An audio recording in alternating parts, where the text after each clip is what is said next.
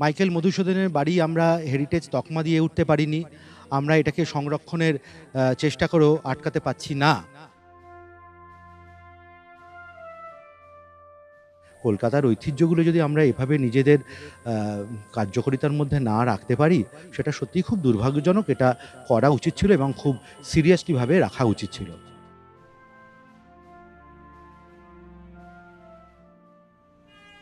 কলকাতার ঐতিহ্যের তালিকা থেকে মুছে যেতে চলেছে এই টিবি কার্ল মার্কস সরণির একটি জরাজীর্ণ বাড়ি, যেখানে ঊনবিংশ শতাব্দীর অন্যতম শ্রেষ্ঠ বাঙালি কবি মাইকেল মধুসূদন দত্তের জীবনের অনেকগুলো বছর কেটেছে। খিদিরপুর ব্রিজ থেকে নামলেই ফ্যান্সি মার্কেট বাস স্টপের সামনেই রাস্তার উপর অত্যন্ত জীর্ণ বাড়িটিতে একসময় থাকতেন অমৃতাক্ষর ছন্দের প্রবক্তা মাইকেল মধুসূদন দত্ত। তবে বাড়িটির মালিকানায় বিগত ১৯৪ বছরে একাধিক বদল হয়েছে।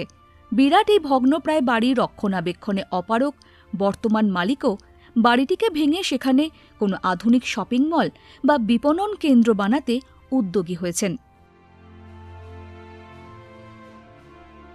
খিদিরপুরের এই বাড়িটি কিনেছিলেন মধুসূদন দত্তের পিতা রাজনারায়ণ দত্ত।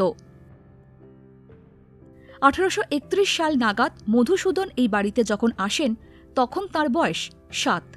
১৮৩৭ সালে মধুসূদন ভর্তি হন হিন্দু কলেজে। তখনও তিনি টিবি কার্ল মার্কস সরণির এই বাড়ি থেকেই হিন্দু কলেজে পড়াশোনা করতেন। বাবার পছন্দের পাত্রীকে বিয়েতে আপত্তির কারণেই ১৮৪৩ কিংবা ৪৪ সাল নাগাদ খিদিরপুরের বাড়ি ছেড়ে চলে যান তিনি। এই সময় খ্রিস্ট ধর্মে ধর্মান্তরিত হয়ে মধুসূদন হন মাইকেল মধুসূদন দত্ত। খ্রিস্ট ধর্মে ধর্মান্তরিত হওয়ায় পরবর্তীতে এই বাড়িটির উত্তরাধিকার নিয়ে জ্ঞাতিদের সঙ্গে মামলাও লড়তে হয়েছিল মধুসূদনকে। ১৮৫৬ সাল নাগাদ এই মামলায় জিতলেও মাইকেল মধুসূদন পরে এই বাড়িতে আর থাকেননি। ১৮৬৩-৬৪ সাল নাগাদ মাত্র ৭,০০০ টাকায় এই বাড়িটি বিক্রি করে দেন। বিশিষ্ট সাহিত্যিক তথা কলকাতার ইতিহাসের গবেষক রাধারমণ মিত্র তাঁর কলকাতা দর্পণে উল্লেখ করেছেন, ২২ নম্বর বেনিপুকুর রোডের বাড়িতেই মাইকেল সপরিবারে বসবাস করেছেন। এই বাড়িতেই মিস্টার ফ্লয়েডের সঙ্গে মাইকেলের মেয়ে শর্মিষ্ঠার বিয়ে হয়। এই বাড়িতেই ১৮৭৩ সালে মৃত্যু হয় মাইকেল মধুসূদনের স্ত্রী হেনরিয়েটার। এই বাড়ি থেকেই অসুস্থ মাইকেল প্রেসিডেন্সি জেনারেল হসপিটালে ভর্তি হন। মধুকবির এই বাড়িটি কলকাতা কর্পোরেশনের হেরিটেজ বিভাগের তালিকায় নেই। আসলে মাইকেল মধুসূদন বাড়ি প্রসঙ্গে এটা খুবই দুর্ভাগ্যজনক যে মাইকেল মধুসূদনের বাড়ি আমরা হেরিটেজ তকমা দিয়ে উঠতে পারিনি। আমরা এটাকে সংরক্ষণের চেষ্টা করেও আটকাতে পারছি না। আসলে এটা যে মাইকেল মধুসূদনের বাড়ি ছিল এটা বহু জায়গায় প্রমাণিত। এবার এতদিনের পুরনো একটা বাড়ি, তার ডকুমেন্ট, সেগুলোকে আপনি যদি একদম পুঙ্খানুপুঙ্খভাবে বিষয় ফেলতে চান, তাহলে তো সেরকমভাবেই কাজ করা উচিত ছিল।